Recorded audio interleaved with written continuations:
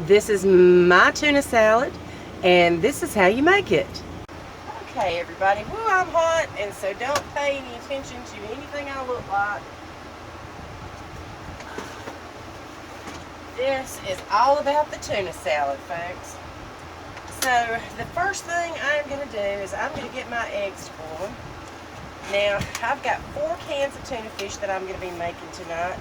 So my general rule of thumb is 1 egg per can of tuna fish. And I'm actually going to go through how I boil eggs, because there was a time in my life where I could not boil an egg for want of to. I mean, I was just really, really bad at it. So maybe if you already know how to boil an egg, you can skip this part. But some folks out there may need to know. So I'm starting out with just enough water to cover my eggs.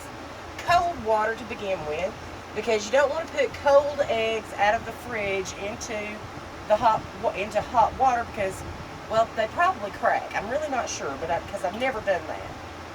But I'm going to turn it up to high. I'm going to let it sit there and boil. And then I'm going to bring it to a rolling boil. And as soon as it starts to roll, I'm going to turn the heat down to 1. So 1 on mine would be low. Probably a little bit extra low, actually. And I'm going to let them sit there on 1, on the lowest heat level, for 12 minutes. So we're going to let that get started. In the meantime, I'm going to get started on my tuna. I got a 4-pack of Bumblebee chunk light tuna in water, and I'm going to open that up. This was one of my Aldi buy one get one free deals, so I was really tickled that they had that, and Bumblebee is one of my favorite brands. I prefer that over StarKist. So get our cans open here, and get my can opener out, and I'm just going to start opening tuna cans. Now I'm making all 4 of these because I'm going to put it in the fridge, and generally I have found out that it keeps very well in the refrigerator for a couple of days. Here, I'm going to move y'all over here so that you can see, whoops, what I'm doing. Get you set up there, can you see? Let's tilt you down, there we go. Oh, I need new paper towels, I just realized that. Okay, so now I've got my lid open here, and I'm just going to press that down and drain all that tuna fish juice. Ooh, see, I had an explosion there. Over the sink. So I want to get as much of that water out of there as I can. So I'm just going to, it actually would probably behoove me to do this in a colander, especially since I'm doing 4 cans, but this seems to be working pretty well. We'll take that. And then I've got my bowl over here ready to dump it into. Let's see if I can find a clean fork there. And then don't cut yourself on the lid. I have done that before too. And then we're just going to dump that tuna can into our bowl with all the juice gone. And we're ready to start on can number 2. And I'm going to do that 3 more times. So y'all hang in there with me. Or y'all just hang on. I'm not going to make y'all watch every can that I do. And I'll be back when I've got them all ready to go in the bowl. Okay, so we are back. And I have got all of my tuna emptied in here. Most of there's still a little bit of juice in there because you just can't squeeze it all out. But we've got the majority of it out. Now, for years, I went along loving other people's tuna salad, but I did not love mine because mine always seemed to be watery no matter how much I drained the tuna, and I didn't know how to put a stop to that until I met Brett, and he taught me a secret. He puts crackers, crushed up saltine crackers, just regular saltine crackers, into the tuna salad. And that gives it the consistency, and it dries it out quite a bit so that it is actually good tuna salad that doesn't soak the bread that you put it on. Now for a 4 or 5 ounce can, which was what I had, I would use probably 6 crackers. So I've used 4 5-ounce cans. So I'm going to actually use 24 crackers. So I'm going to count them out here. 2, 4, 6, 8, 10, 12, 14, 16, 18. I have to get in that other pack. But I'm just going to crush them in my hands right into the bowl. Crush them as finely as I can, but I'm not going to be super picky about it. And then I need a few more. That trash. That's what's going in the trash can. And this is also a good time to make tuna salad because those cans are going to sit here and stink up my house. But when Brett comes home tonight, he's taking out the trash. So it's full, so it needs to go out anyway. So let's see. Get into that. There we go. So I had 18. So I need 6 more. 2, 4, 6. There we go. Same thing. Just crush them up as fine as you can get them in your hands without being too picky. Now, there we go. Now, it's time to add the mayonnaise. And my favorite mayonnaise is Hellmann's. You use what you like, but that is my favorite. And so that is what I'm going to use. Get out a big spoon. And I'm going to say for this amount, I am probably going to use close to a ½ cup of mayonnaise. And I'm going to say that's going to be pretty close right there. And we may have to add some more, but we'll see. Now, if I were Brett Flint, I would be done at this point. All I'd have to do is stir that up, add a little salt, add a little pepper, and it would be ready to eat. I am not Brett Flint. I am not through adding yet. I'm going to get my dill pickle relish out here. Got a brand new can. Come on. There we go. And we're going to add some dill pickle relish. I'm going to say maybe a 1/4 cup of dill pickle relish in there. And I'm also going to add some chopped pecan pieces because I like nuts. I like nuts and like Chinese food and that pesto pasta dish that I make. I put chopped walnuts in that. So we're just going to open this up and pour those in there. That was a ½ cup. And then we're going to get out my handy dandy new toy that I have not used yet. Oh, and there's Brett calling. Hold on just a minute. I'll be back. Okay, I have my handy dandy new slicer. This is that Crofton food chopper that I got. And I'm going to use it for the first time to finish making my tuna salad. So I have gone ahead and I have sliced up an onion.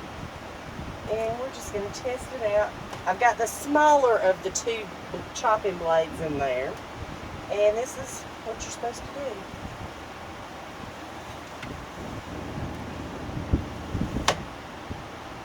Let's see what happened. Look at there. That didn't work very well, did it? Okay, it's in there. Let's see, let's try another piece and see what happens. This is a bigger piece.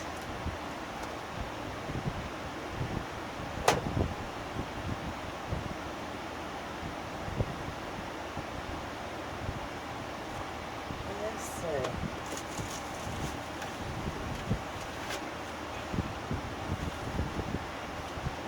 Alright. Well, it didn't work so well on the thicker piece. I may have... Where'd my knife go?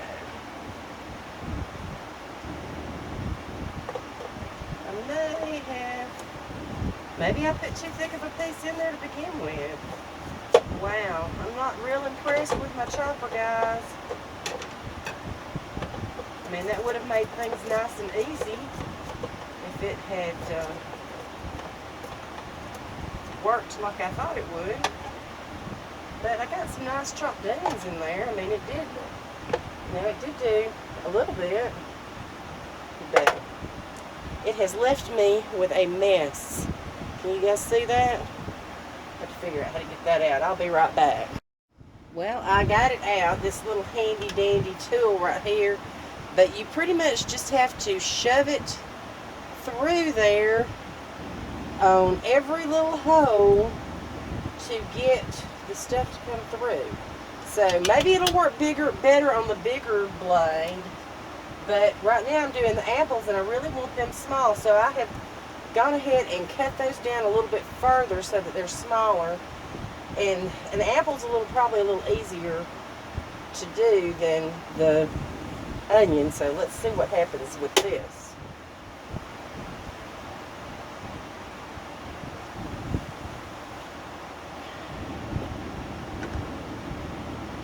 This is not good.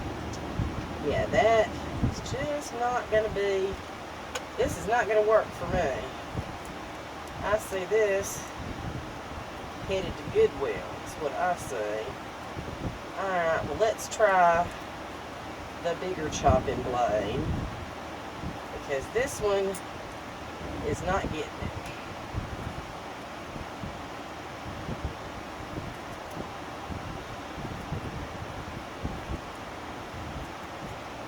Look at this. I mean, I could have done this with a knife in half the time.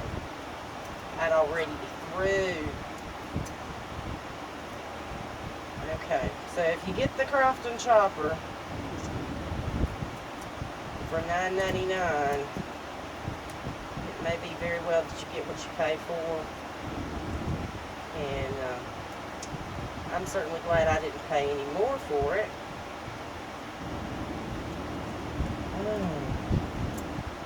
Let's see, we're going to put that in there. Let's try this bigger chopping blade to see if it works any better. Alright, we got another piece of apple. And, oh, well, see, that worked much better.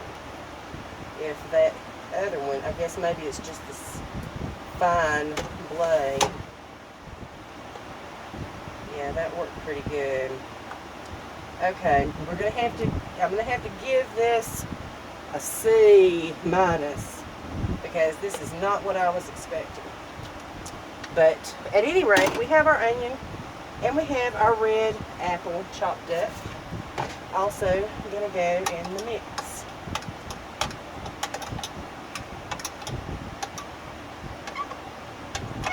And our eggs just came to a rolling boil.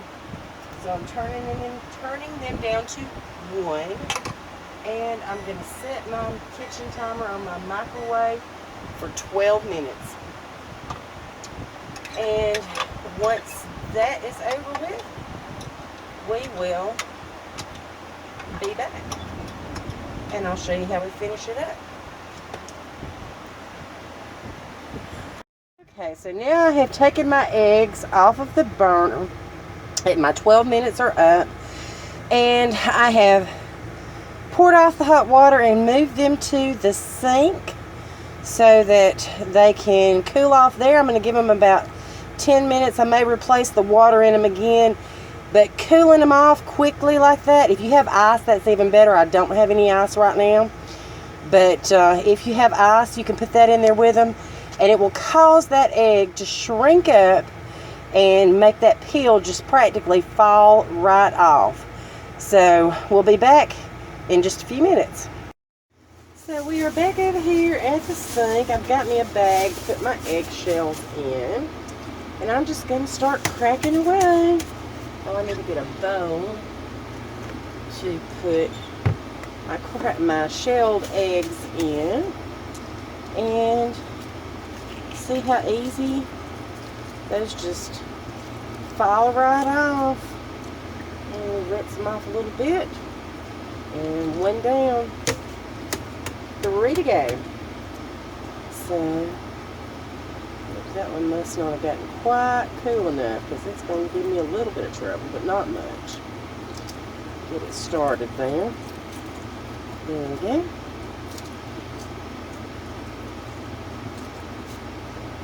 And next round.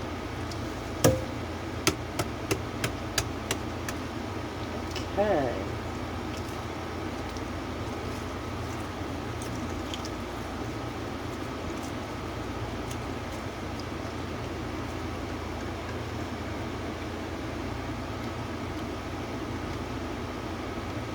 And last one.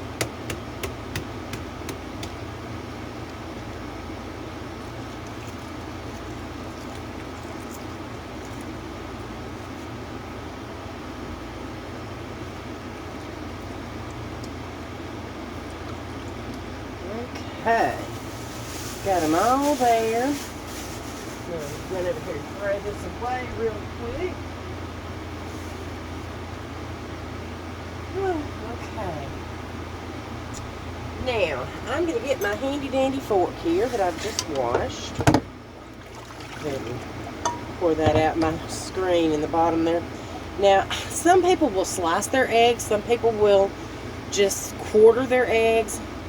I like to mash mine up and just get them really a fine little chop on there. Can you guys see that? Yeah, you can see it.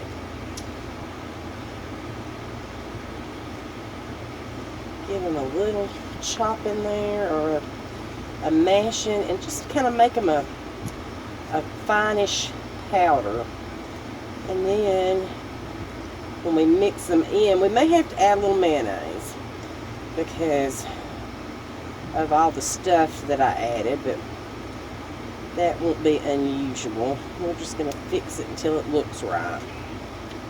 I've never actually measured the ingredients that go in my tuna salad. So, plus, oh, I have cleaned up my sink, of course, as you've seen, and washing that Crofton chopper, which, like I said, on the bigger setting it worked pretty well, but I think I can just throw that fine blade away because I see no use for that whatsoever. It was almost impossible to clean it all out, and I was not a fan.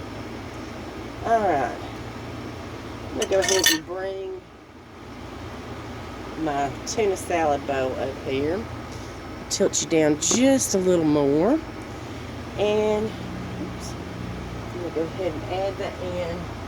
I've got my mayonnaise out here just to be, because I'm certain that I'm going to have to add some more once I get to mixing here. And let's see what we come up with.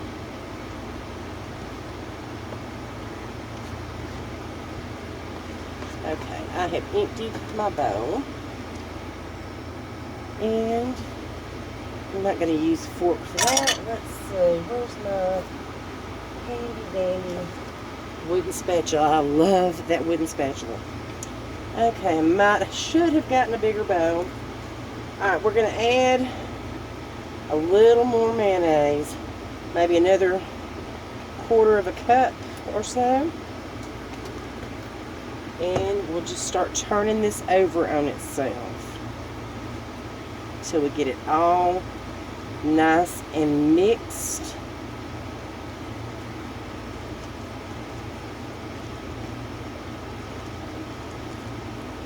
Oh, and we need to add a little salt, just a little bit. Maybe an eighth of a teaspoon. And just a tiny bit of pepper to get it started. Of course, you can add more or less depending on your taste. It's your tuna salad. You start to see some of that tuna come up from the bottom.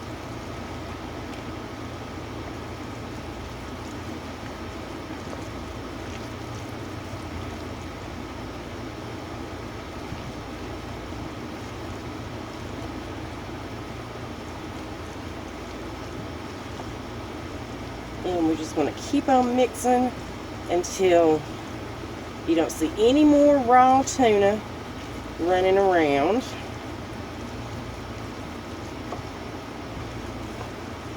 Everything is nice and incorporated in there. And that is starting to look pretty good.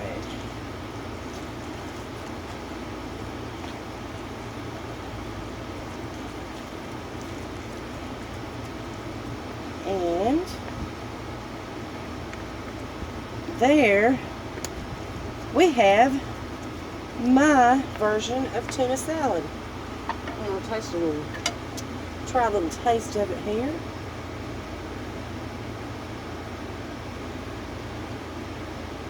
That is perfect. That is just what we were looking for. So, I want to thank you guys for watching tonight.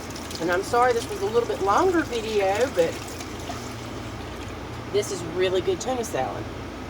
So, if you hung in there and you decide to make it, let me know. I would love to hear about it and see how it turned out for you. And we will see you next time on CRRV.